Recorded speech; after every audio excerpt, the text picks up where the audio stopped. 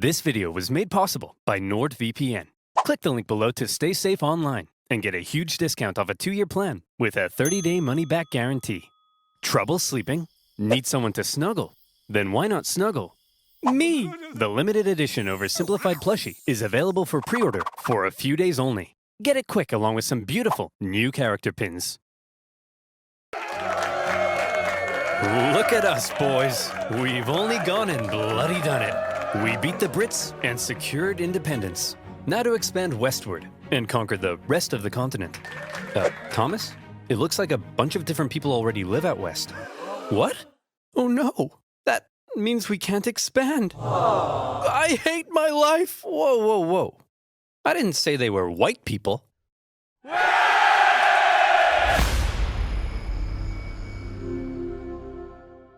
At the end of the Revolutionary War, when the United States secured its independence from Great Britain, the two sides met in Paris to settle the terms. Among various things, they discussed American territorial gains, and the British granted them a generous amount of land out west. However, Benjamin Franklin appeared to have an additional fascination. Oh, Canada. So voluptuous. You think we can maybe acquire some of that? Quit ogling our territory. But look at those curves. I'd worry less about Canada's curves and more about your own curves, Benjamin.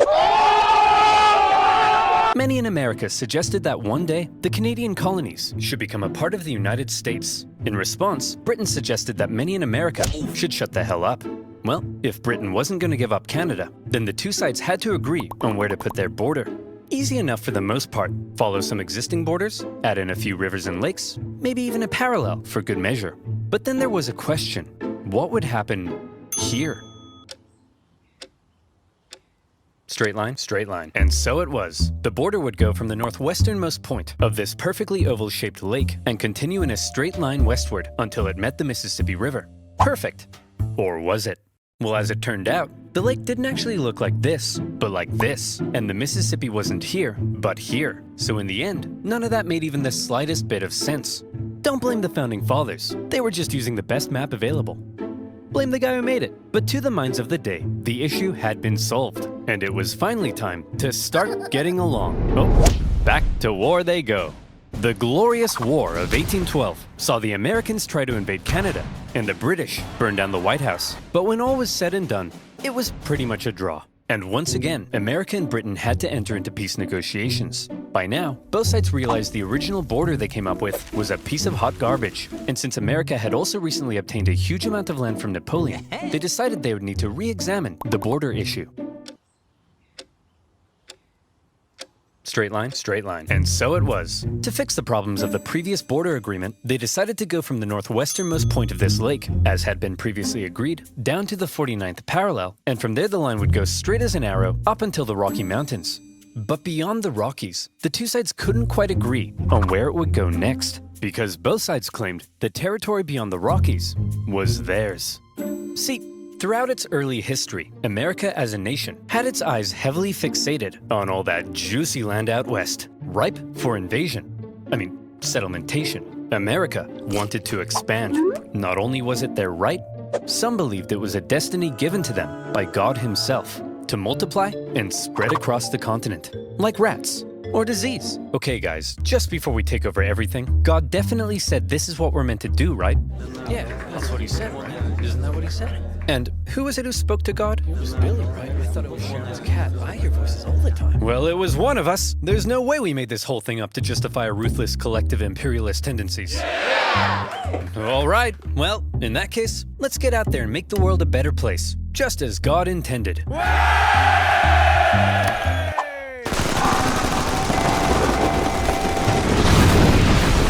This belief in divinely destined expansion would later be given its very own name: Manifest Destiny. But America wasn't the only one interested in controlling the Western territories. At the time, Canada was made up of a number of colonies, collectively referred to as British North America. This one over here was owned by the Hudson's Bay Company, a British charter company dedicated to turning as many beavers as possible into as many felt hats as possible, as quickly as possible, and the indigenous people became a key supplier. As a result, the British were also eager to control the land out west and secure that region's valuable resources, and in particular, the Great Columbia River was deemed vital to the beaver business. So when it came to the question of what would happen to the border beyond the Rockies, the conversation went a little like this. The line should keep going straight because we're manifestly destined to gain the entire North American continent. No, we need this river so we can keep scalping beavers. Look, why don't we just draw the border along the river? That way we both have access to it. Well, that would be a completely fair compromise that protects the interests of both parties. And there's no way I'm ever going to agree to it! Having come to a roadblock, both sides simply agreed that for now, they would jointly occupy the Northwestern Territory. They were both free to settle and trade there. But rest assured, the agreement was only temporary. Eventually somebody would get their way. Listen, Yank, we can jointly occupy this land, but I ain't sharing anything else. I don't want to see you using my toothbrush. I don't want to catch you wearing my underwear. And I don't want to catch you using my computer and selling my data to advertisers. Well, then you, my friend, should use NordVPN. What the fuck? Do you like giving strangers your passwords to your most important online accounts? Me neither. And that's why I use NordVPN. NordVPN has thousands of secure servers in over 60 countries, allowing you to safely surf the net at the fastest speed possible. It works across all your devices, so you're protected on the go, even 6 of them simultaneously. And it's super easy to use. With just a click of a button, you can head on over to South Korea and watch every single BTS video known to mankind. With NordVPN, you no longer need to worry about those shady websites, annoying pop-ups, or undesired eyes spying on your browsing history. And you can even unlock content that's been blocked in your country, like this video. It even comes with a 30-day money-back guarantee. So why not go to nordvpn.com/oversimplified to get a 2-year plan with a huge discount, plus an additional month for free. And as always, you'll be supporting my channel. So thank you. Now where were we? Oh yeah. Bickering over boundaries, manifesting destiny, and a joint occupation of Oregon. And one man living here who felt the territory should be British was James Douglas, the Hudson's Bay Company's no-nonsense chief factor at Fort Vancouver. Ah, what a beautiful, unspoiled corner of the British Empire. I've got my spotted dick, my Spice Girls fan club membership, and an unrelenting negative outlook on life that affects everyone around me. What are you looking at, Stephen? Yes. Truly British. What the?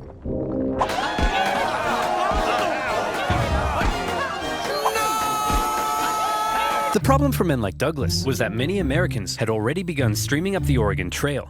Gunslinging, howdy neighboring, diarrhea having. By the thousands, they were pouring into the Oregon Territory in search of land to settle and farm. This, however, crowded out the fur trade, and eventually, a very bitter Douglas and the other Hudson's Bay traders at Fort Vancouver were ordered to relocate north to a new base of operations. But the Americans keep coming and they don't stop coming. Hopped in their wagons and they hit the ground running. Didn't make sense to keep sharing Oregon when they outnumbered the Brits more than 6-1. And suddenly, the whole joint occupation deal was being called into question.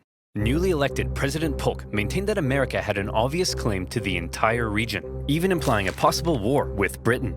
Fiery language from US senators declared that American rifles would annihilate the Hudson's Bay Company in Oregon, and America even gave Britain notice that it was pulling out of the joint occupation agreement. The British were alarmed as the two sides stood on the brink of war. But in the end, neither truly wanted to fight. The British favored maintaining good economic relations, while the Americans had already gotten themselves into a war with Mexico. So after a bit of back and forth, the British finally said, "Fine, you wanted a straight line? There's your straight line." And so, the agreement was made. The border would continue directly to the Strait of Georgia, but because the British insisted they keep Vancouver Island, it would then move south through the center of the channel and on to the Pacific Ocean. Finally, the issue of the northwest border had been solved. Hold the phone. Discrepancy detected. Enhance frame, 200%. Enhance. Enhance. Oh, too far. Perfect. Now, show me the exact wording of the treaty. The line of boundary goes to the middle of the channel, and thence southerly through the middle of said channel? But there's loads of channels. So you tell me, dear viewer, which channel is the treaty referring to? And therefore, who owns these islands? Is the wording of the treaty maybe a little too vague? Well, that's exactly the problem encountered by the people living in the area. The British insisted that the channel intended by the treaty was the Rosario Strait, and therefore the islands were British. The Americans, on the other hand, argued that the intended channel was the Harrow Strait, and therefore the islands were American. At times, the debate became rather heated. Even the individuals who negotiated and signed the treaty at times didn't seem entirely sure which channel the treaty meant, and representatives from the Hudson's Bay Company begged them to make it clearer. But thousands of miles away, the people in power simply had more to worry about than some tiny islands in the middle of nowhere. Order! Order! Shut up! All right, listen up, we got a lot to get through. The 7th Earl of Chissingham says he encountered a foul beast in the fields of Upper Fardingdom late last night and put this sketch together? That's a poor person, Darren! Ugh, next, Lord Piddlingham says he has a new mole on his backside? How is that parliamentary business, George? Oh, some islands in the Pacific Northwest are in dispute and could lead to a war with America? Boring! Fine, let's take a look at that mole, George. And so, for now, the islands were simply held in dispute. Were they British or were they American? I'm sure this conflict won't cause anyone to die. And one man who thought the islands were undeniably British was James Douglas, now the governor of Vancouver Island. He had already once had American settlers encroach on his territory and force him to move. And by golly, he wasn't going to let it happen again. As far as he was concerned, those islands were not only British, but prime agricultural land. And given the chance, those glubby Yanks wouldn't hesitate to start pitching flags with their glubby little hands. And so, he came up with a plan. If the British settled the islands first, then that would surely secure them for Britain. And so in 1853, Douglas sent an Irishman by the name of Charles Griffin, along with some Hawaiian shepherds, to go set up a sheep farm on San Juan Island. And set up a sheep farm they did. The place was rammed with sheep, 1,369 to be exact. But within those flocks of woolly cowards could also be found a number of beautiful, prized Berkshire pigs. Oh, Porky, you look stunning. You're the greatest thing that's ever happened to me. Would you perhaps like to go to the island ball together tonight? Oink once for no. Roll around in that cow crap if yes. Yes! I'm covered in poo and I'm the luckiest man alive! But life on the island for Charles Griffin wasn't to be a perfect paradise of pig pageants, because unfortunately for him, the Americans also believed the island was theirs. One day, in 1854, an American customs collector was sailing around the islands on the outlook for bands of native tribesmen when he spotted something. Aha! I've got you now, you savages. Over yonder. Those are sheep, sir. Sheep, you say? What are they doing here? Let's go and negotiate with them. Negotiate with sheep? Are you crazy? I'm perfectly stable, you rat bag! Call me crazy again and I'll eat your eyes! Hello, good sir. We request to speak with your leader. Out of my way. Allow me to parley with this foul beast.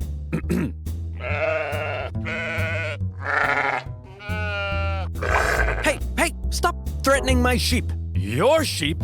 You mean to tell me that you, a British subject, have illegally imported these sheep into American territory? I'll have you know that you, an American, are currently trespassing on British territory. The Americans felt that they were entitled to collect taxes on the British property, because the island was American, and they threatened seizure if dues weren't paid. The British, meanwhile, threatened to arrest the Americans, because the island was British, and the two sides were in a standoff. To give Charles Griffin the legal power to deal with the American trespassers, Douglas said, "Hey, put on this wig." Boom, you're a magistrate now. And in turn, Griffin went to one of his Hawaiian shepherds and said, "Hey, I'm making you a constable. Put on this badge." The British then went off to arrest the US Customs Inspector. But, being an American, he emerged from his tent with 4 pistols and a giant knife, so the Brits had to back down. Eventually, raids by northern tribes chased the US officer from the island, but the Americans weren't done yet. Officials from nearby Whatcom County in Washington Territory believed the island fell under their jurisdiction, and they decided it was time to make the British pay up once and for all. They sent one Sheriff Barnes to go confront Charles Griffin. "Hey, you owe us $80.33 for all this farm stuff you got here. Go suck an egg! Oh, I see. So that's how it is, huh? That's how it's gonna be, is it? That's the way in which things are, eh? That be how it will, is it? Will it be how that is, huh? That be the way in which things be the way they are, is that— Get off my property! So the sheriff and other Whatcom County officials felt they were now well within their rights to seize and auction off Griffin's sheep in order to recoup lost taxes. And who would they auction these prized breeding rams off to but themselves? Then, in a pretty chaotic scene, they worked to tie the rams to their boats. And when Charles Griffin came running to rescue his kidnapped sheep, being Americans, they pulled out guns on him, and he had to back down. In all, Charles Griffin lost 34 breeding rams, and he was furious. The British complained to the American government, who were shocked to hear what had been going on at their northwest border. And both governments told their officials in the area to back off. We're not trying to start a major war over some dumb sheep and a stupid island. But also, the islands are definitely ours. Under no circumstances let the other side have them. For now, both governments agreed to set up yet another boundary commission to decide which channel was the correct border. But it often devolved into petty bickering. The British did make one interesting suggestion, though. We could draw the border through this middle channel and split the islands between us. Well, that would be a completely fair compromise that protects the interests of both parties. And there's no way I'm ever going to agree to it! And in the aftermath of the sheep raid, James Douglas, still stationed at Fort Victoria, became even more cautious of American encroachment into his territory. Mr. Douglas, sir, it appears an Indian has discovered gold in the Fraser Canyon, just north of here. Shut up! Keep your voice down, boy. We can't risk those glubby Americans hearing about this, or our territory here will be infested with them. Oh no!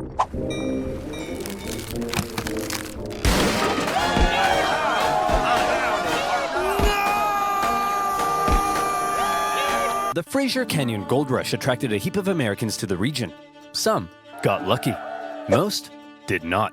And of those that didn't, rather than returning all the way home, many simply decided to settle in the area. And in particular, the juicy green pastures of San Juan Island were rather appealing. Believing the island was American territory, around a dozen American settlers moved there in the late 1850s. One of them was a man named Lyman Cutler, a young man in his mid-20s, and lazy as pie. He didn't want to have to clear a space in the forest to build his home, so he said, I'll just build my cabin right in the middle of this British sheep run. I'm sure that won't make anyone mad. When he planted potato seeds in his garden, rather than building a nice protective fence around them, he said, I'll just fence in 3 sides and hope all these British farm animals have a moral compass and respect my property rights. Griffin's pig was a Berkshire, well known for rooting, and Lyman's fairly pathetic fence made for a bad combination. Numerous times he had to chase the pig away from his property, and he once angrily marched up to Griffin's home, saying, Hey, British farm idiot, keep your stupid pig out of my potatoes. It is up to you to keep your potatoes out of my pig! Griffin was furious with his new American neighbors. They built their homes all over his sheep pastures. And besides, what right did they have to be here anyway? It was British territory. Lyman, on the other hand, swore the local government had assured him his land claims were legitimate. And so to him, the British were out of line. Look at that sick freak. In love with his pig. Isn't that just sick? Yeah, what a freak. Not like our love, Spuddy. Ours is all natural. Yep, just a man and his potato. Nothing wrong with that. But the tension between Lyman and Griffin was just about to explode. What the? Spuddy? All right, you damn dirty pig. That's the final straw.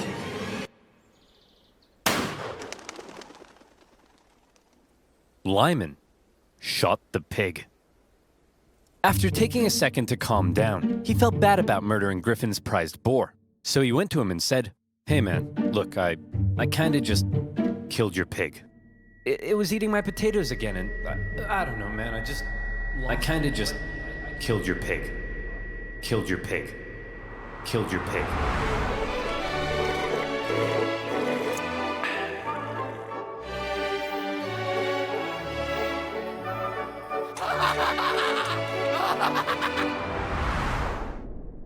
You swine! No, the swine is the one I killed. I'm Lyman.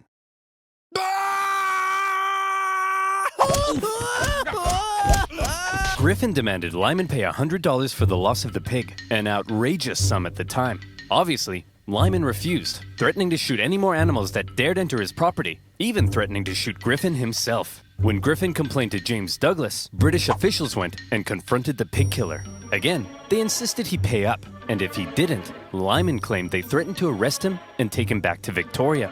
British officials arresting an American on American soil and trying him under British law?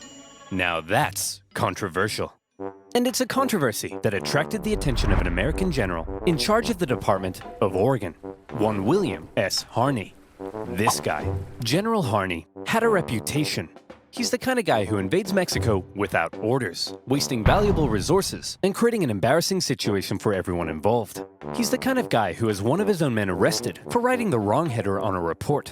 He's the kind of guy who finds a dog digging up his yard and then chases it for 1.5 miles just to give it a beating. He hated superiors, hated being told what to do, and had been court-martialed 4 times for disobeying orders. Contemporaries described him as an imbecile, all matter and no mind, an arrogant humbug, and a laughingstock. Like I said, General Harney had a reputation. He hated the British and was out for any opportunity to earn personal glory for himself. By some accounts, he even wanted to become president. And so, in July 1859, when he happened to visit San Juan Island, and he learned of the plight of the Americans living there, the shooting of a pig, and the British threat to arrest Lyman Cutler, General Harney went into scheme mode. Hey yo, Captain Pickett. Yes sir, listen carefully. I need you to go pick up some flowers and bring them to my place later. I've got a plan. Here I am, sir. What's the plan? Pickett, you and I are going to start a war. What do you mean, sir? Okay, listen up. An American man shoots a worthless pig on San Juan Island, and the British threaten to arrest him. Outrageous, but we can use it. We get the settlers there to send us a petition saying they need American troops for protection. That's when you go with your men and occupy the island. The British will find American troops on an island they consider theirs so offensive, they won't hesitate to blow you to smithereens. Then, it's war. We bring in reinforcements and we fight back. I'll write to Washington, D.C., letting them know what's happening. But here's the kicker. My letter will take 6 whole weeks to get there, before the government even gets a chance to respond, telling me I'm an idiot and ordering me to cease fire. The island will be ours. Hell, we could even invade Vancouver Island or British Columbia. It's foolproof. Wow, very impressive, sir. But I gotta ask, why? Well, I'll level with you, Pickett. Historians still contest exactly what it is I'm trying to do here. It's possible I'm trying to expand America's territory. Maybe I'm trying to play the hero so I can become president. Some have even suggested that since I'm a slave-owning Southerner, I may be trying to create a diversion to help the South secede in the upcoming Civil War. But if there's one thing that almost everyone can agree on, it's that I'm an idiot. I see. But hold on, what'd you tell me to bring flowers for? Because, Pickett, they're pretty and I like them! There are also historians who believe that Harney and Pickett had no secret plan at all, and were not scheming masterminds, but simply hot-headed buffoons, genuinely outraged at the audacity of the British and trying to protect American citizens. But the fact of the matter is, Pickett took the very controversial and extremely provocative act of landing American troops on disputed territory.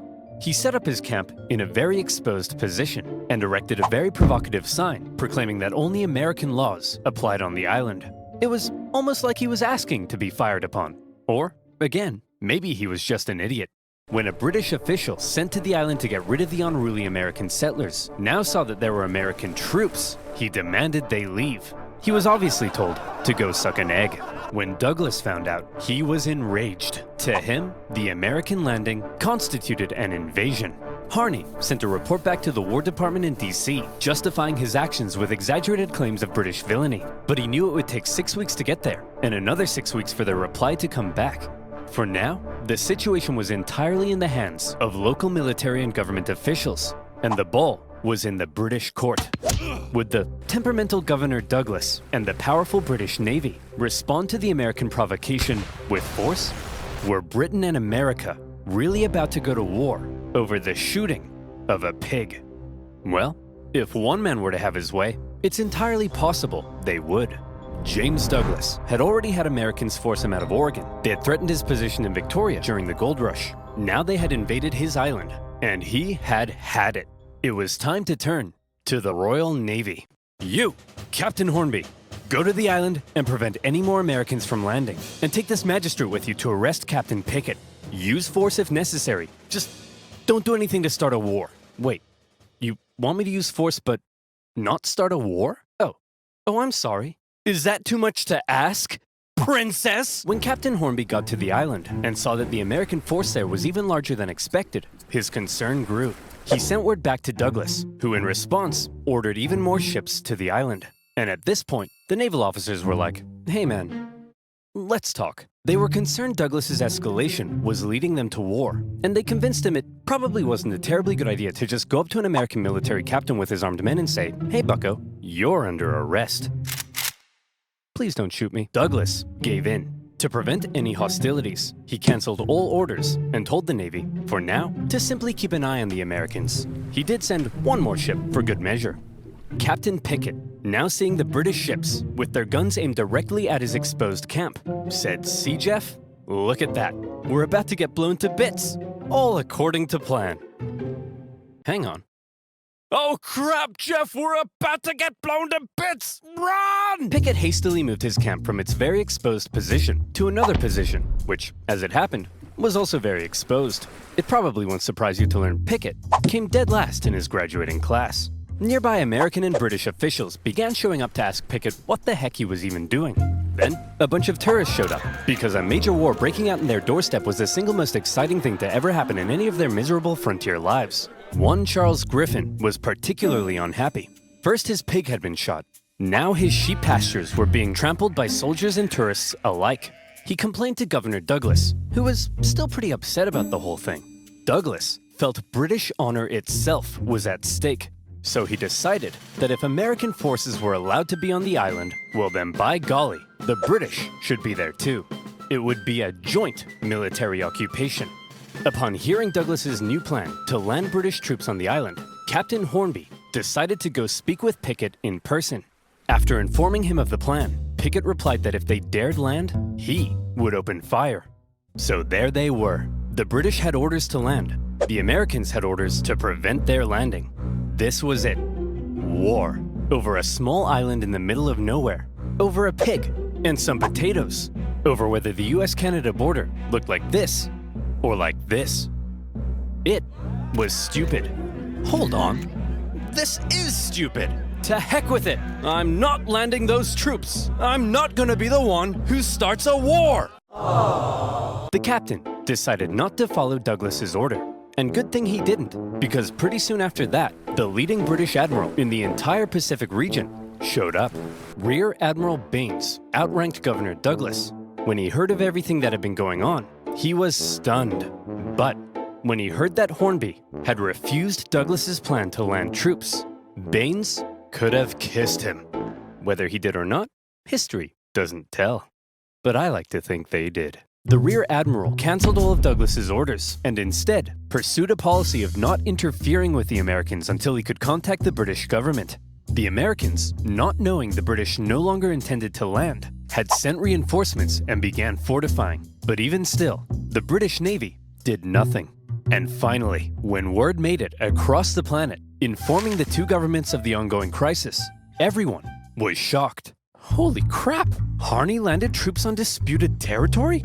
Man, I hope the British don't find out about this. Buchanan? Oh crap! The British! Why are we getting reports of American troops on San Juan Island? Whoa. I don't know, man. Nothing to do with me. But you're the president. What? Breckenridge? Am I the president? Yes, sir. And hey, we got a problem. It looks like the southern states are considering seceding. And we're headed for the biggest crisis in the history of the nation. And it's your job to fix it, sir. Sir? Oh no. Go away. Not the curtain again, Mr. President. I'm not here. Buchanan. Back in the Pacific Northwest, Harney was beginning to realize the government may not be terribly impressed with his reckless actions, so he began firing off even more aggressive letters, justifying what he had done. Tell them the British were sending bands of Indians to attack our men, and that they're big meanies with coal for hearts, and that they made me cry like a little girl. Wait, no, that makes me sound weak. They made me cry like a big girl. Yeah, that's it. When the president received Harney's new letters, his anxiety only grew stronger. Oh, crap. Hey, General Scott, please make this go away. Leave it to me, sir. General Winfield Scott was the commanding general of the entire U.S. Army. Well known for his negotiation skills, he was a veteran of the Mexican-American War, during which time he had had to deal with General Harney's idiocy and insubordination, and he watched as Harney got away with it all, thanks to his friends in high places. It's safe to say that Scott really did not like General Harney. By now, General Scott was racked with gout, and he was so big he had to be hoisted onto his ship in a basket. Nevertheless, he began the long journey to the Pacific Northwest. Okay, everyone, get over here. Will somebody please tell me what the heck is going on? I'll tell you, General. It all started on one fateful day last summer. Spuddy? All right, you damn dirty pig. That's the final straw. What? Hey, you can't get away from me! Look at that pig. Nowhere left to run, eh? I'm gonna enjoy this. Lyman, if you spare my life, I grant you 3 wishes.